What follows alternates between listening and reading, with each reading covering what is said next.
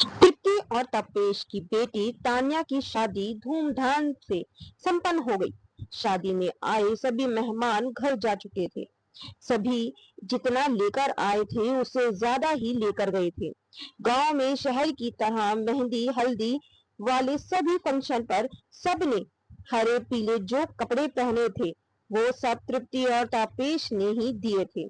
बहुत खर्च किया था उन दोनों ने अपनी बेटी की शादी पर। गांव वालों ने पहली बार इतनी भव्य शादी देखी थी। तान्या की विदाई हुए 4 दिन हो गए थे। तृप्ति अपने पति तपेश के कंधे पर सिर रख के बच्चों की तरह रो रही थी। ये आंसू खुशी और गम का समीक्षण थे। उसे विश्वास ही नहीं हो रहा था कि बेटी की शादी भी हो गई और वो भी इतने धूमधाम से। उसके ससुराल वालों ने अपनी तरफ से कोई मांग नहीं रखी थी, पर तृप्ति और तापेश ने कई कमी नहीं छोड़ी।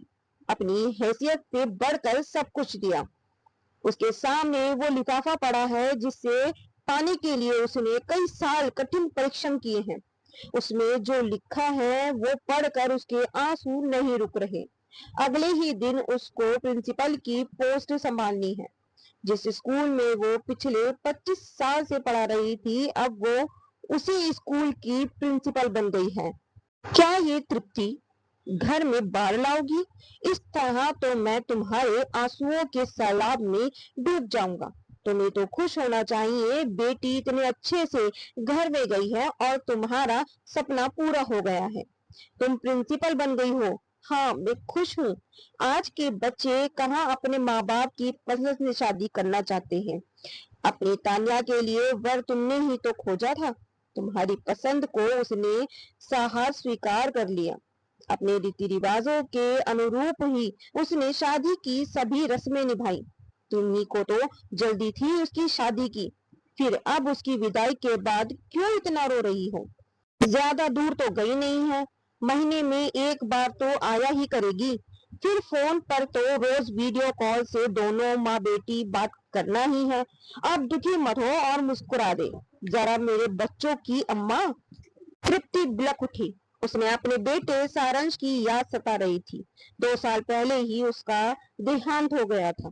कोई कहता है कि उसने आत्महत्या की थी, तो कोई कहता है कि उसका मर्डर हुआ था और कोई समझता है कि उसकी मौत मात्र एक दुर्घटना थी।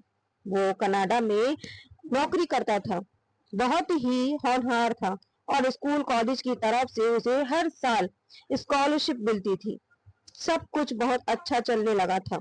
जब बेटा अच्छा कमाने लगा तृप्ति के जीवन के संघर्ष का फल उसे मिल गया था, पर अभी उसे जीवन की तपिश से और गुजरना था।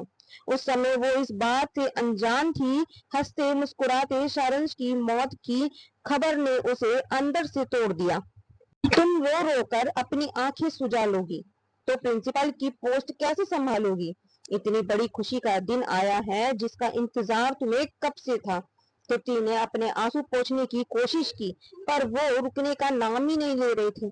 सारंश की याद आ रही थी। तान्या की शादी में भाई की सभी रस्मों में उसकी कमी रही। आज वो होता तो उसकी भी शादी की तैयारी करते। वो कितना खुश होता मेरे प्रिंसिपल बनने की खबर सुनकर। क्यों वो हम इस तरह छोड़कर चला गया? मुझे प्रिंसिपल की पोस्ट पर देखना चाहता था और आज जब मैं प्रिंसिपल बनने वाली हूँ तब वो नहीं है। मैं कल ही अपना इस्तीफा दे देती हूँ। अब मुझे नौकरी नहीं करनी, नहीं बनना मुझे प्रिंसिपल। थक गई हूँ संघर्ष भरी इस जिंदगी से। तृप्ति, संभालो खुद को। भगवान की मर्जी के आगे किसकी चली है? अब हमारा जमाई कृष्ण भी तुम्हारा बेटा है। 2 दिन बाद ही तो पगफेरी की रस्म है। उसमें अपनी तान्या के साथ वो आएगा। उसे सारंश की तरह ही समझो। भगवान ने एक बेटा हमसे ले लिया तो दूसरा बेटा जमाई के रूप में हमें दे भी दिया है। तापेश ने तृप्ति के चेहरे पे आए उसके बालों को पीछे किया और उसका माथा चूम लिया। हमने जिंदगी में बहुत संघर्ष किए हैं तृप्ति। भगवान हमारी हर कदम पर परीक्षा लेता रहा, लेकिन अब तक तो हमने हार नहीं मानी और अब तुम हिम्मत हार रही हो। क्या करूं? तुम नहीं समझ रहे। वैसे भी बहुत मुश्किल है प्रिंसिपल की पोस्ट संभालना, पूरे स्कूल की जिम्मेदारी उठाना। जीवन की इस तपती रेत पर चलते चलते कदम थक गए हैं। याद करो, मेरी नौकरी चली गई थी, मुझ पर झूठा गबन का आरोप लगाया गया था। मैं टूट गया था, जीने की हिम्मत हार गया था, आत्महत्या करने का मन करता था। उस समय तुम ही मेरी हिम्मत बनी। अपने गहने बेचकर तुमने मुझे दुकान खोलने के लिए प्रोत्साहित किया। मैंने तुम्हारी बात मानी, फिर से नए जीवन की शुरुआत की। हाँ, याद है, कैसे भूल सकती हूँ वो दिन। हमारे दोनों बच्चे छोटे थे। तुमको अपने शहर से दूर अपने इस छोटे से गांव में सरकारी स्कूल में नौकरी मिल गई। मैं कैसे तुम्हें रोक सकता था।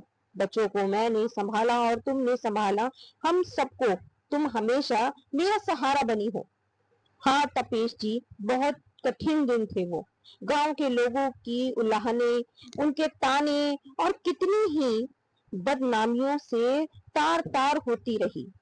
बच्चों से और आपसे दूर रहकर मैं कैसे जीती थी, वो मैं ही जानती थी। स्कूल में जब बच्चों को पढ़ाती थी तो उनमें अपने बच्चों के चेहरों को ढूंढती थी। आसान नहीं था मेरा यहाँ इस पिछड़े हुए गांव के घर से निकल रोज स्कूल जाना। जानती थी आप वहाँ शहर में बच्चों को अच्छे से संभाल रहे हैं, फिर भी ये माँ अपने बचपने से दूर रही। पैसे कमाने के लिए और आत्मनिर्भर बनने के लिए मैंने जो खोया है वो मैं ही जानती हूँ। समझ सकती हूँ मैं तुम्हारी मन स्थिति जिससे तुम गुजरी हो। इतने वर्षों से मैं भी तो तुमसे दूर रहकर किस तरह जीता था, वो भगवान ही जानता है। क्या पहना, कैसे रहती हो, कौन आया कौन गया, किससे बात की, सब पर सबकी नजर रहती थी। मेरे ही बारे में कानाफूसी करते और मुझे देखकर मुंह फेर लेते थे। ऐसा लगता था जैसे मैं नौकरी करने नहीं जाती बल्कि कोई गलत काम करती हूँ। कई लोगों ने तो मुझे वेश्या तक कह दिया था। शादीशुदा और पति से दूर रहकर समाज की किन यातनाओं से गुजरती है, ये वही जानती है। देखना, तुम ही ने उन्हीं गांव वालों से अपनी बेटी की शादी में कितना जोश दिखाया। हर रस्मों में वही सभी औरतें तुम्हारी तरफ तारीफ करती दिखी। कितनी मेहनती हो तुम, कितना पढ़ा लिखा होने के बाद भी गांव में रहती हो और गांव के बच्चों को पढ़ा रही हो। शादी में बिटिया का हर एक सम्मान देखकर तुम्हारी ही प्रशंसा कर रही थी। कितना अच्छा दान दहेज दे रहे हो अपनी बेटी को। ये भी सुना था कुछ लोगों के मुंह से कि बेटी में तुमने अच्छे संस्कारों को भरा है, तभी तो वो सबका इतना आदर करती है। तानिया को तो मैंने कभी इन लोगों की उन ओछी हरकतों के बारे में बताया ही नहीं था कि किस तरह उन्होंने मेरे जीवन को नर्क बना दिया था। बेटी की मौत के बाद भी मुझे ही घटिया औरत बोल रही थी। अपने बच्चों पर ध्यान न देकर सिर्फ अपनी नौकरी पर ध्यान देगी तो ऐसा ही होगा। तुम्हें उनकी बातों पर ध्यान नहीं देना चाहिए था। हाँ, थाली के बैंगन की तरह ही तो लुढ़कते हुए ये घटिया लोग। अभी जो हमने बेटी की शादी पर इतना खर्च किया है, इन गांव वालों पर भी तो बस इसी कारण मेरी तरह तारीफ कर रहे होंगे। एक एक पैसे कैसे जोड़े हैं ये हम ही जानते।